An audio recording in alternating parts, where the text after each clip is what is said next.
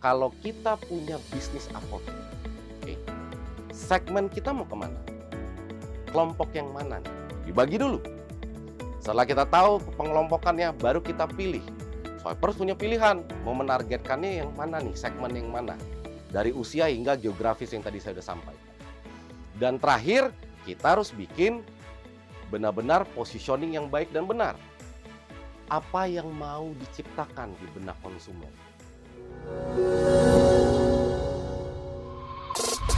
Hai Swipers, kita kembali lagi di Swipreneur, edukasi membangun farmasi. Kalau di part 2 kita sudah bicara tentang segmentasi, di part 3 ini kita akan membahas tentang targeting dan positioning. Tapi sebelumnya, saya ingatkan sekali lagi, jangan lupa untuk subscribe, like, share, dan tentunya nyalakan lonceng notifikasi agar Anda tetap mendapatkan konten-konten menarik dari SwipRx Indonesia.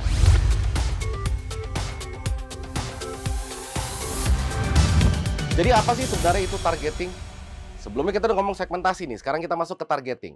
Jadi kalau targeting menurut Worsam, targeting itu adalah memilih satu atau beberapa segmen untuk ditargetkan atau untuk dimasuki. Jadi kalau segmentasi, kita membagi ke beberapa kelompok.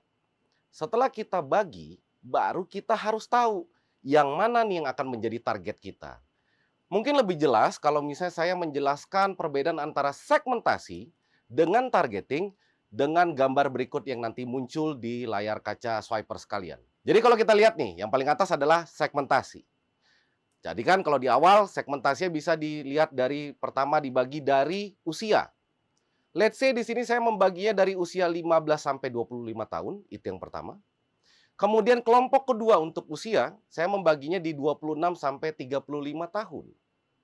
Sementara untuk kelompok yang ketiga, saya membaginya usia 36 sampai 45 tahun.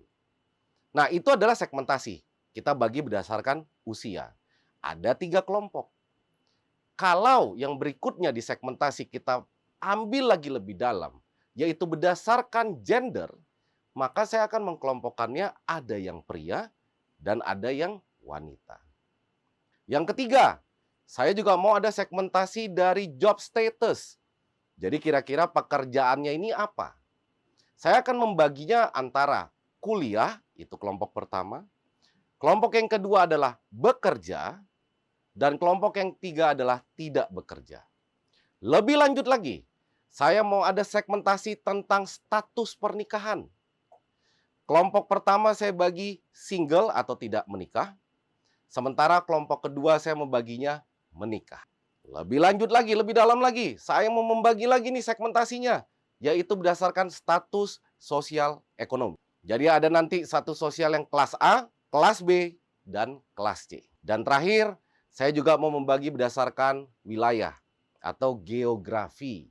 Nah, saya bagi nih, mulai dari Jakarta Selatan, Jakarta Timur, Jakarta Pusat, dan Jakarta Utara.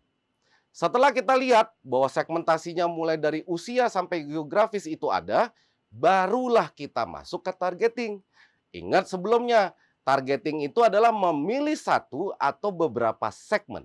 Kuncinya di situ. Memilih satu atau beberapa segmen untuk kita targetkan.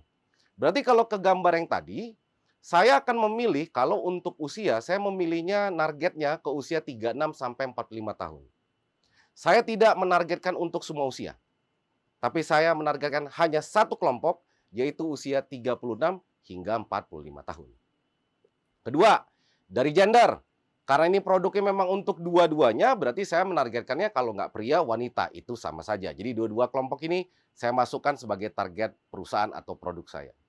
Kemudian yang ketiga adalah apakah mereka bekerja, kuliah, atau tidak bekerja. Saya memilihnya untuk menargetkan ke kelompok yang bekerja.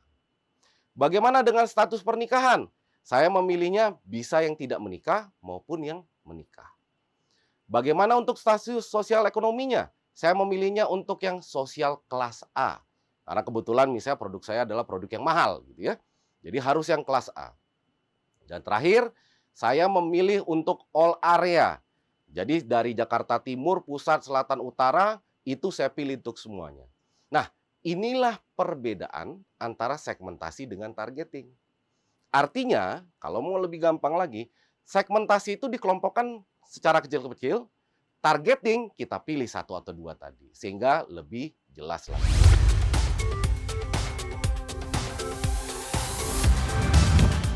Berikutnya kita akan masuk ke pembahasan yang namanya positioning.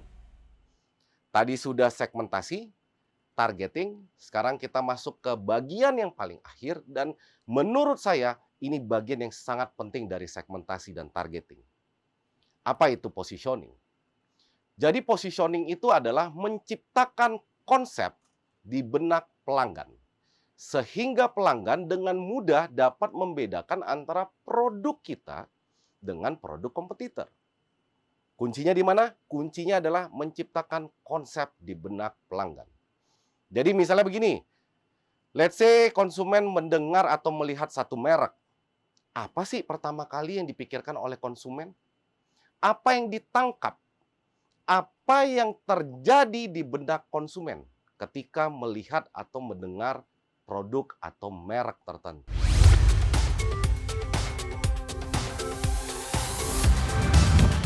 Saya kasih contoh beberapa produk dengan positioning yang menurut saya pribadi sangat bagus. Misalnya Coca-Cola. Positioning Coca-Cola adalah sumber kebahagiaan dan indahnya berbagi. Jadi yang saya tangkap dari Coca-Cola adalah begini. Kalau kita lagi ngumpul bareng dengan keluarga, handai taulan, atau misalnya teman sekalipun, atau misalnya kita lagi party, nggak rame nih kalau nggak ada Coca-Cola. Karena sumber kebahagiaan dan indahnya berbagi itu ada di Coca-Cola. Makanya Coca-Cola tuh mulai dengan iklan yang misalnya dia pegang botolnya atau kalengnya kemudian dia berbagi, dia membagikan. Nih, saya kasih, saya kasih, saya kasih, saya kasih. Karena sekali lagi positioning mereka adalah indahnya berbagi. Begitu juga dengan misalnya mobil. Mobil saya pakai dari satu merek dulu ya. Toyota misalnya. Toyota itu punya Alphard, punya Innova, punya Avanza.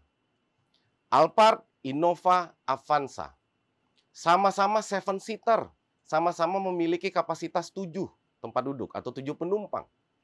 Tapi ada berbeda positioningnya. Misalnya Toyota Alphard. Maka positioningnya kalau kita lihat nih Toyota Alphard, apa yang ada di benak kita? Kalau swipers lihat, saya yakin kalau ngelihat mobil Toyota Alphard, kita langsung bisa dengan gampang menilai bahwa ini adalah mobil yang eksklusif. Itu untuk Toyota Alphard. Bagaimana dengan Toyota Innova? Kuat banget dengan yang namanya mobil keluarga. Sama, Alphard juga mobil keluarga, tapi lebih eksekutif. Kalau Innova berarti mobil keluarga yang untuk kalangan menengah. Begitu juga dengan Toyota Avanza. Toyota Avanza itu ditargetkan untuk yang entry level. Jadi positioningnya adalah entry level. Kemudian kita contoh lagi, teh pucuk harum. Ini contoh yang sering saya bawakan nih. Dari dulu kan pemain itu pasti teh botol sosro, dari dulu tuh ya. Banyak yang pengen menjatuhkan atau merebut pangsa pasar dari teh botol sosro tapi belum bisa. Ada nih sekarang saingan terdekatnya namanya teh pucuk harum. Kalau kita dengar kan nama merek teh pucuk harum, yang ada di benak kita adalah rasa terbaiknya ada di pucuknya. That's why kalau kita lihat iklannya kan, iklannya itu kayak ada jalan, kemudian nanti di pucuknya diambil tuh sari-sari tehnya gitu ya. Karena dia pengen memposisikan diri, kalau mau ngomongin teh yang benar dan enak, yaitu teh pucuk. Kenapa teh pucuk? Karena rasa terbaik itu ada di pucuk, dan kami mengambilnya di pucuknya. Gitu. Kita lanjut lagi, contoh berikutnya. Sabun. Misalnya nih, saya kasih tebak-tebakan ya. Menurut swipers, sabun apa yang dipersepsikan adalah sabun kesehatan? Coba. Sabun apa yang dipersepsikan adalah sabun kesehatan? Betul. Ada pasti yang menjawab Lifebuoy. Ada yang menjawab sabun Dettol. Benar. Karena positioning mereka sudah sangat melekat di benak kita. Kalau ngomong sabun kesehatan ya dua merek tersebut. Begitu juga misalnya sabun kecantikan. Misalnya saya bilang, ini sabun yang positioningnya untuk kecantikan. Kebanyakan orang akan bilang itu sabun Lux. Kebanyakan. Ya. Lanjut. Bagaimana dengan misalnya saya bilang permen yang dipositioningkan sebagai gantinya ngopi. Jadi kalau kita tidak punya kopi, gantinya ngopi itu apa? Permen apa? Orang dengan mudah menyebutnya dengan nama Kopiko. Begitu juga dengan misalnya contoh Paramex. Ketika kita sebut merek Paramex, kebanyakan orang langsung bisa bilang, oh ini obat sakit kepala. Sama seperti Bodrex. Orang bisa bilang positioningnya, oh ini obat sakit kepala. Begitu juga misalnya dengan Panadol, itu obat demam. Nah, hal-hal seperti itu yang sebenarnya swiper harus dipikirkan ke apoteknya masing-masing. Kira-kira kalau kita punya bisnis apotek, oke, segmen kita mau kemana? Kelompok yang mana nih? Dibagi dulu. Setelah kita tahu pengelompokannya, baru kita pilih. Swipers punya pilihan, mau menargetkannya yang mana nih, segmen yang mana. Dari usia hingga geografis yang tadi saya sudah sampaikan. Dan terakhir, kita harus bikin benar-benar positioning yang baik dan benar. Apa yang mau diciptakan di benak konsumen? Ketika konsumen mendengar merek apotek Swipers, itu mau diciptakannya apa? Nantinya di video-video berikutnya, saya akan lebih dalam lagi menjelaskan kepada Swipers bagaimana sebenarnya marketing strategi untuk apotek. Kalau di pembahasan ini kita lebih banyak general, umum, fondasi yang kuat, kalau nanti di video-video berikutnya kita akan lebih masuk mendalami strategi marketing untuk apotek.